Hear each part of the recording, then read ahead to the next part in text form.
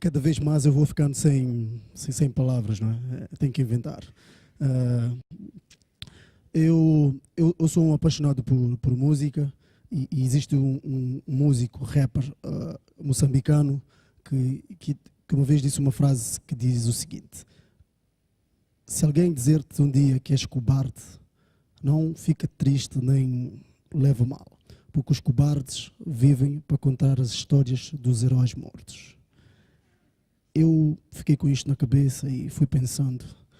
E com isso vou dizer que o meu próximo orador e amigo é uma pessoa que eu conheci em curto espaço de tempo, mas pela sua capacidade de oratória, pela sua capacidade de argumentar os factos que são colocados pela nossa sociedade. E eu verifiquei que é um estudioso nato, um moçambicano proveniente de Inhambane, um país que neste momento nós sabemos que vive momentos conturbados por lideranças que por vezes olham para o bem material em detrimento de bem da humanidade no seu todo.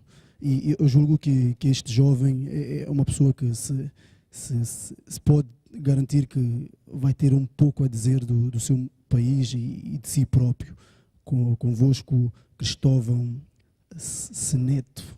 Acho que é assim, ok? Uma salva de palmas.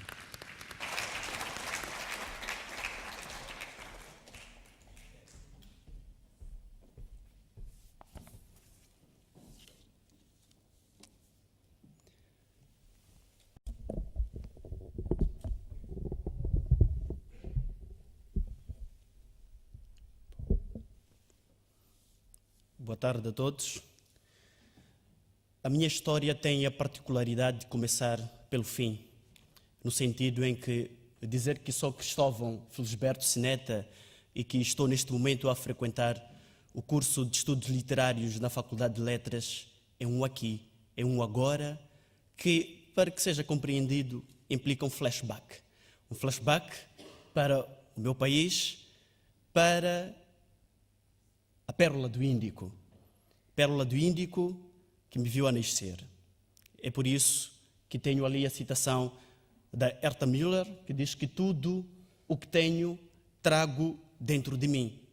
E o que eu trago aqui e hoje são estas memórias índicas que gostava de partilhar convosco.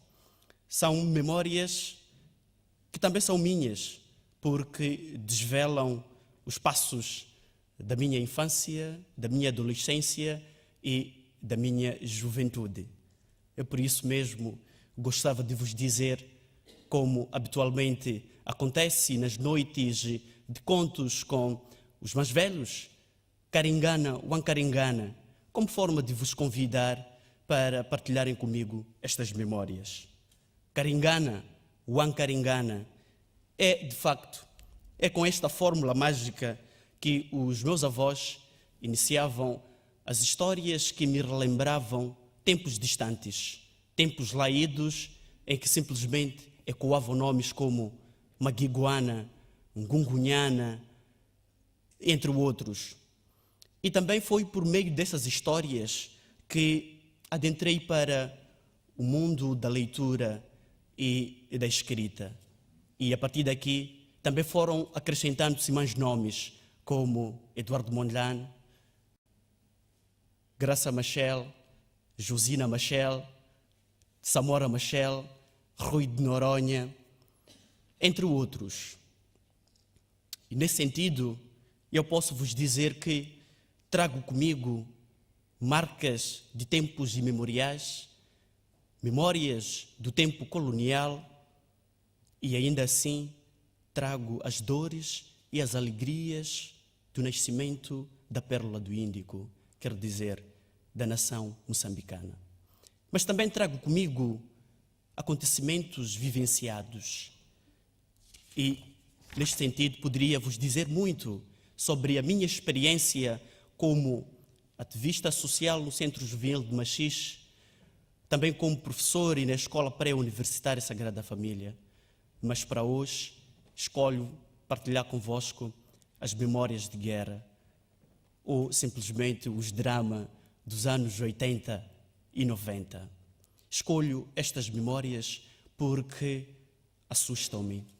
É como se abrisse o túmulo para reencontrar o morto no lugar de colocar as flores na campa.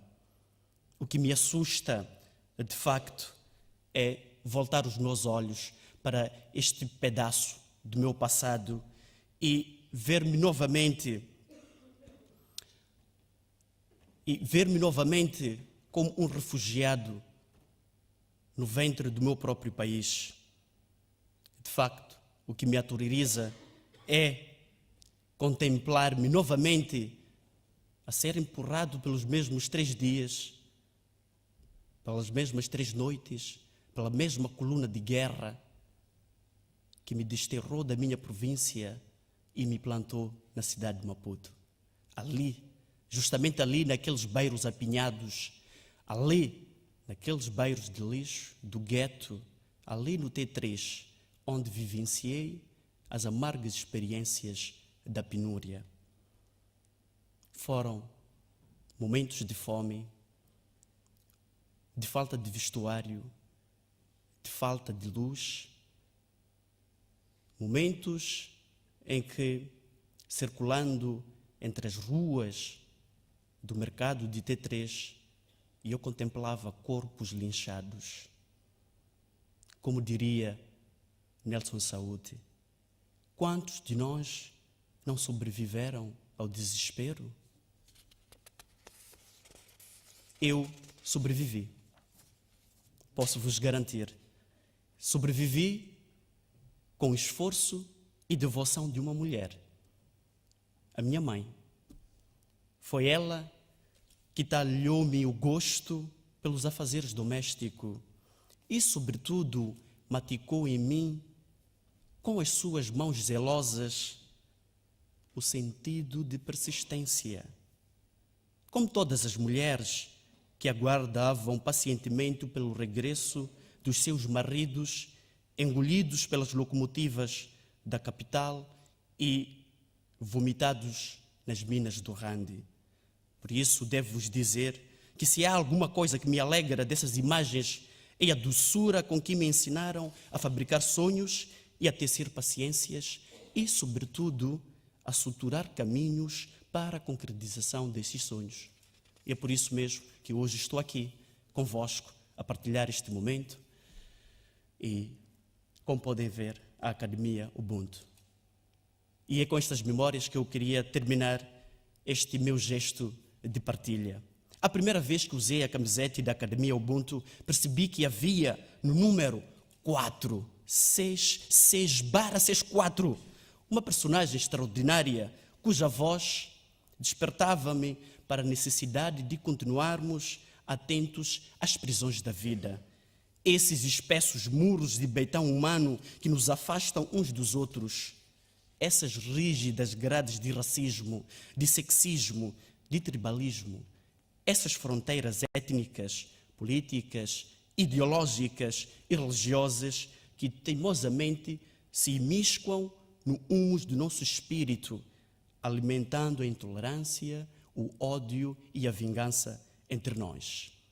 São prisões que, ao encarcerarem o homem na sua expressão singular, acabam aprisionando toda a humanidade.